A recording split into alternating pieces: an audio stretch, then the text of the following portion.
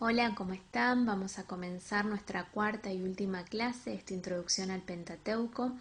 Los libros que vamos a abordar hoy son Éxodo y Deuteronomio y sobre todo el tema de la cuestión de la ley, que como ustedes ya saben, en la tradición hebrea es el nombre que va a tener todo el Pentateuco.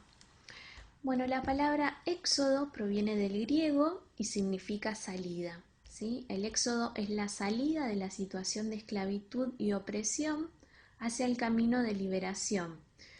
Esto lo ofrece Dios a su pueblo. Cuando hablamos de éxodo nos referimos no solo al hecho, ¿sí?, de la noche que algunos clanes salieron de Egipto, sino a la variedad de componentes históricos, legales y culticos que la memoria del pueblo integró en aquel acontecimiento inaugural. El libro del Éxodo va a comenzar relatando la situación de esclavitud y esta situación va a procurar que Dios elija un mediador, ¿sí? Moisés. Esto lo vamos a ver a través de toda la historia de salvación. Siempre Dios va a buscar un intermediario que va a intervenir para llevar adelante su plan.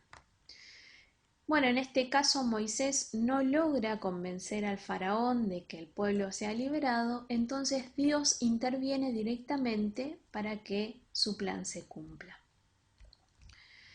Se cuenta una gran experiencia humana, teológica, idealizada, a veces exagerada, pero de una hondura muy profunda, ¿sí?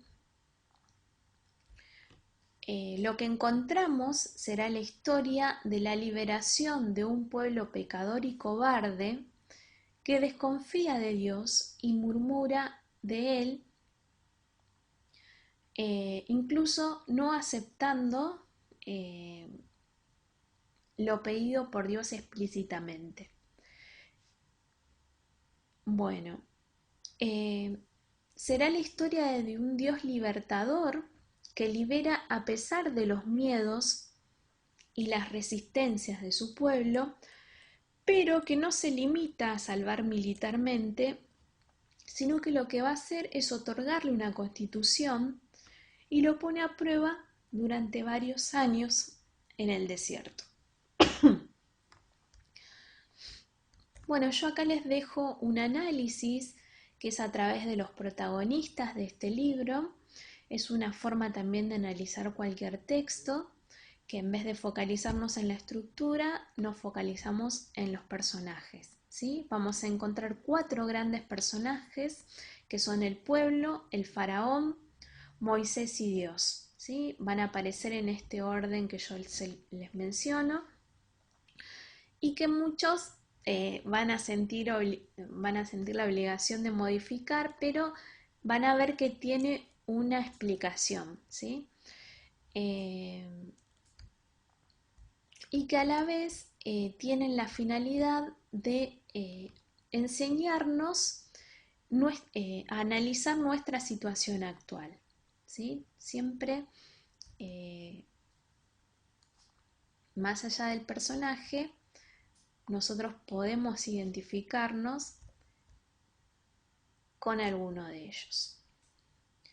Bueno, el gran legislador, según la tradición bíblica, fue Moisés, ¿sí? Se le atribuyen todas las leyes o códigos legales del Pentateuco, pero eso nos plantea un serio problema histórico, ¿sí? Nosotros veíamos la clase anterior que muchas de las leyes que encontramos en el Pentateuco a veces son posteriores a el tiempo y la cultura en las que son redactadas, ¿no? Por ejemplo, veíamos que leyes de la cultura sedentaria y agrícola eran dadas durante el camino del desierto, ¿no? Pero ¿por qué se pondrán en boca de Moisés?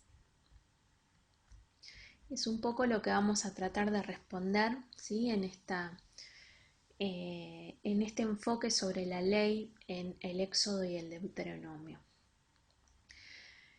Indudablemente Moisés habrá tenido que resolver muchísimos problemas durante la etapa del desierto, ¿sí?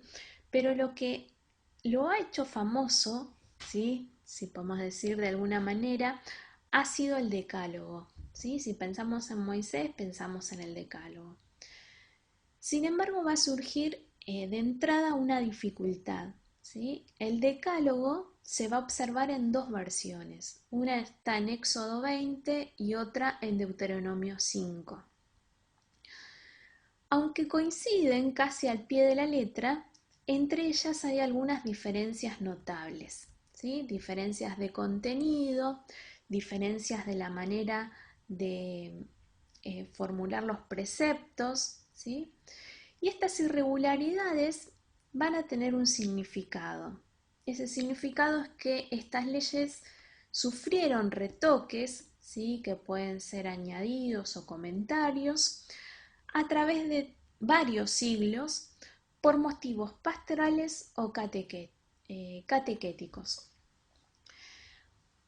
Por consiguiente, la forma actual del texto no se la podemos atribuir a Moisés, ¿sí? Pero eso no significa que no tenga nada que ver con él, ¿sí? Hay varios autores que defienden la teoría de que hay una relación entre el decálogo y otras normas con Moisés, ¿sí? Pero bueno, a nosotros no nos interesa tanto eso, sino que nos interesa fijarnos en el contenido y el espíritu de estas leyes, ¿sí? Abarca dos aspectos fundamentales. Una es la relación con Dios y otra es la relación con el prójimo, ¿sí? Lo que pretende inculcar el decálogo es el respeto absoluto al prójimo, ¿sí? Si tenemos que resumir en una frasecita, bueno, es eso. Es la forma concreta de que el pueblo no vuelva a caer en una esclavitud mayor o peor que la anterior, ¿sí? ¿Se acuerdan que en la clase anterior decíamos que las leyes fueron dadas para que el hombre pueda participar de la santidad de Dios? Bueno, el Éxodo y a su vez el Deuteronomio y todo lo que se va viviendo a través del desierto, también trata de enfocar la ley de esta manera, ¿no? Para liberar al hombre de toda opresión, ¿sí? Ya sea religiosa, política, social o espiritual, ¿sí? Está enfocado más que nada en esa situación. Bueno, el Deuteronomio es un libro que también su nombre proviene del griego, significa segunda ley. Pero bueno, no es que sea una segunda ley, sino que como veíamos, es la misma ley que ha recibido algunas modificaciones, ¿sí? Entonces yo acá les dejo un hipotético proceso de la formación del Deuteronomio que va a atravesar varios siglos, por eso decimos que Moisés no puede ser el autor, pero que parte del Código de la Alianza. Esa alianza se va a ir actualizando, va a ir viviendo distintos momentos históricos, como por ejemplo a fines del siglo VIII, con la caída de Samaria. Los que huyen se llevan este código al reino del sur y el rey Ezequías lo utiliza para su reforma religiosa y añade las leyes de centralización del culto. Luego, durante el reinado de Manasés, el código queda en el olvido y recién en el 622 a.C., cuando se llevan a cabo las obras de purificación y restauración del templo, aparece nuevamente el código. ¿Sí? Lo encuentran ahí. Entonces Josías lo utiliza como base de su reforma religiosa y también para un nuevo pacto entre Dios y su pueblo. Se cree que para la formación de lo que nosotros conocemos como el Deuteronomio se utiliza de base lo que se llamó los pactos de vasallaje, sobre todo del pueblo hitita, ¿sí? Esto va a coincidir en muchos aspectos con los pactos de vasallaje de otros pueblos, ¿sí? Entonces parece que usaron esa estructura para armar el Deuteronomio. Tiene algunas partes que perdón, los teólogos judíos van a omitir, como son el preámbulo y el preámbulo y los testigos, porque los testigos eran realizados por los dioses, ¿sí? Porque eran un pueblo politeísta. Entonces, obviamente, en este caso no van a estar, ¿sí? Después pueden chequear cuáles son los capítulos que pertenecen a cada parte de esta estructura. Bueno, luego se van a añadir los capítulos 1 a 5 como introducción y años más tarde se añade todos los temas finales, ¿sí? Que yo acá se los dejo para que lo vean, hasta la muerte de Moisés. En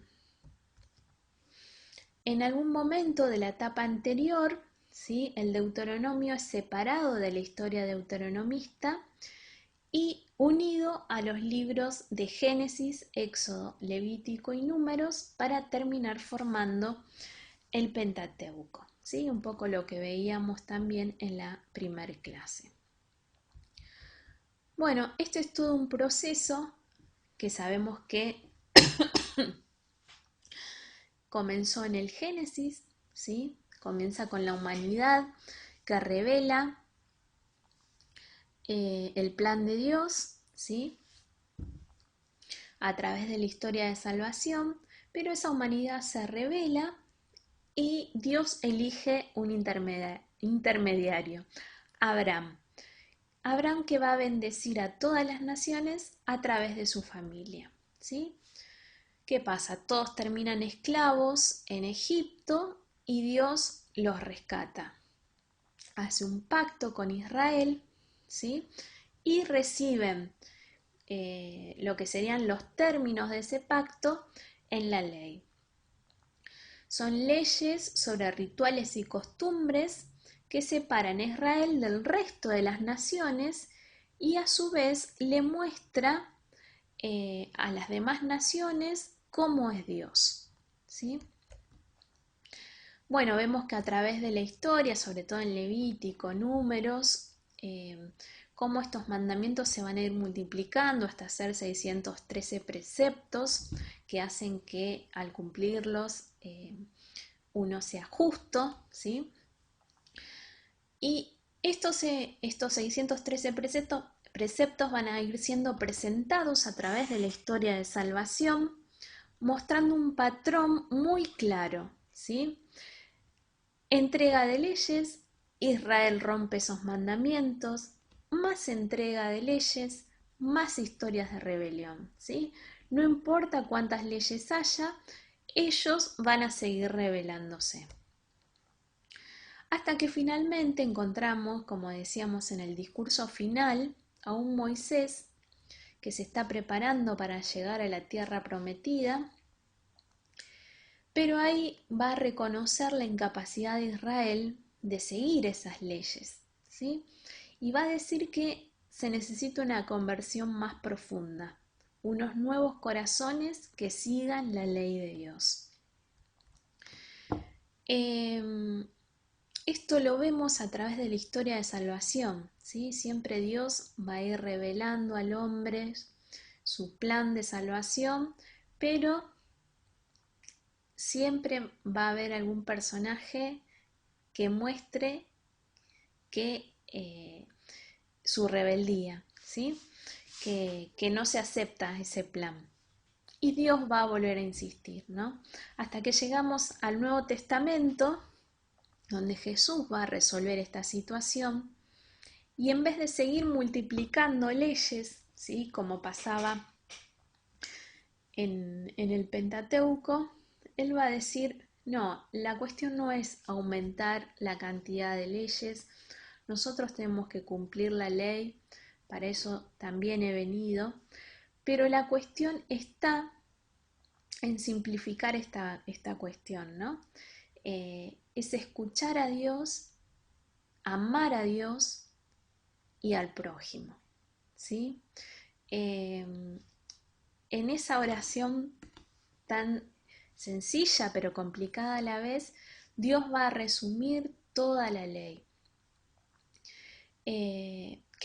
Nosotros veíamos también en el Pentateuco que es la intención de Dios, ¿sí? Lo que pasa que, bueno, Él va a ir revelándose a través de una pedagogía, ¿sí? Desde la paciencia, desde el diálogo, desde el mostrarle a su pueblo la importancia de la ley, ¿sí? Así que bueno, yo los animo a seguir leyendo estos libros con este espíritu, ¿sí? De saber que Dios quiere hablar con nosotros, ¿sí? Yo cuando explico los 10 mandamientos en la catequesis siempre les cuento a los chicos que decálogo significa 10 palabras, ¿sí? Deca 10, logos palabra. Y que Dios no vino a imponer sus leyes, sino que nos las regaló porque quiere hablar con nosotros, ¿sí? Es un Dios que toma la iniciativa y que siempre sale al encuentro de su pueblo. Así que bueno, los invito a seguir adentrándose en esta historia eh, y de este pueblo particular, pero que tanto tiene que ver con nosotros y con nuestra vida cotidiana y que también nos quiere hablar hoy. Así que bueno, les agradezco todo lo que estuvieron trabajando durante este módulo y espero, bueno, seguir encontrándonos en este camino.